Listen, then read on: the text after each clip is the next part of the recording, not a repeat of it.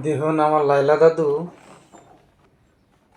আমার দাদারে না হায়া মামুন দাদারে না হায়া খুব রাগে ছবি দেখাই ঠেলতেছে। কি অবস্থা আমার দাদুর 80 বছর বয়স হবার পরেও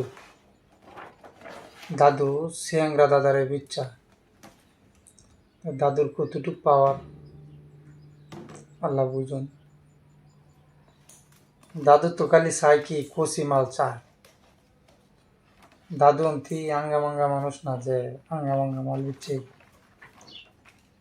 দাদুর চাহিদা হইল কচি মাল।